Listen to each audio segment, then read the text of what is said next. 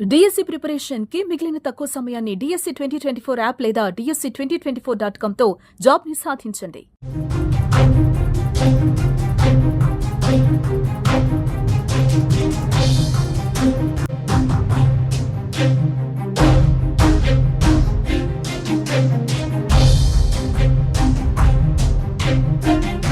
ప్రధాని మోదీతో నారా లోకేష్ భేటీ కానున్నారు. నేడు ఢిల్లీలో వారి సమావేశం జరగనుంది. ముఖ్యమంత్రులు, కూటమి పార్టీల అధినేతలతో మాత్రమే మాట్లాడే ప్రధాని ఓ మంత్రిని సమావేశానికి పిలవడం చర్చనీయాంశమైంది. ఏపీ రాజకీయాల్లో ఇదే హాట్ టాపిక్. ఇటీవల ప్రధాని మోదీ అమరావతి పునర్నిర్మాణ పనులకు శంకుస్థాపన, అలాగే కొన్ని ప్రారంభోత్సవాలు చేయడానికి ఏపీకి వచ్చారు.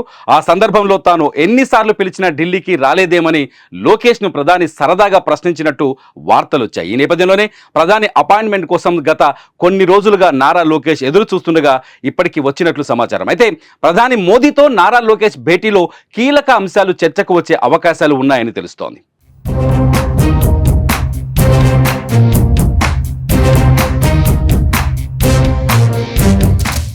ఈ పర్యటన సమయంలో ఆపరేషన్ సింధూర్ తర్వాత ప్రజల మూడ్, ఎన్డీఏ పాలన, ఏపీలో ఏడాది కూటమి పాలన గురించి చర్చించే అవకాశం ఉందని రాజకీయ వర్గాలు అంచనా వేస్తున్నాయి. అదేవిధంగా ఆపరేషన్ సింధూర్ పైన ప్రధానికి ఏపీ తరఫున లోకేష్ అభినందనలు తెలపనున్నారని సమాచారం. అలాగే కూటమిలో 3 పార్టీలు కలిసి ఉంటూనే సొంతంగా బలం పెంచుకోవడం పైన ఫోకస్ చేస్తున్నాయి. కూటమి అధికారంలోకి వచ్చి ఏడాది కాలం పూర్తి కానుంది.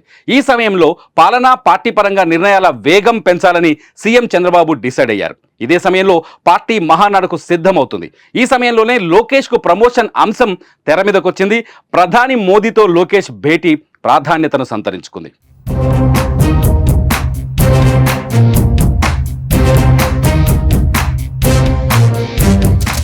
2024 ఎన్నికలకు ముందు నుంచే పార్టీలో పట్టు పెంచుకుంటూ ముందుకు సాగుతున్న లోకేష్ టీడీపీ కూటమి అధికారంలోకి వచ్చాక తన జోరుని మరింత పెంచేశారు. ప్రభుత్వంలో కూడా కీలక పాత్ర పోషిస్తున్నారు. చంద్రబాబు తర్వాత పార్టీ బాధ్యతను తన భుజాలపైకి ఎత్తుకునేందుకు సిద్ధమవుతున్నారు. మరి మోదీతో లోకేష్ భేటీ సాధారణమైనదా, ఏమైనా పొలిటికల్ గేమ్ ప్లాన్ ఉందా అనేది చూడాలి. ఒకవేళ పాకిస్తాన్తో ఉద్రిక్త పరిస్థితుల నేపథ్యంలో చర్చలు, మరోవైపు రాజకీయ కార్యక్రమాలతో బిజీగా ఉన్న ప్రధాని ఓ మంత్రి స్థాయి వ్యక్తికి అపాయింట్మెంట్ ఖరారు చేయడం వెనుక ఏదో పొలిటికల్ ప్లాన్ నడుస్తుందని టాక్ కూడా ఉంది. మరి ఈ భేటీపై మీ అభిప్రాయం ఏంటి? ఈ వీడియో కింద కామెంట్ చేయండి.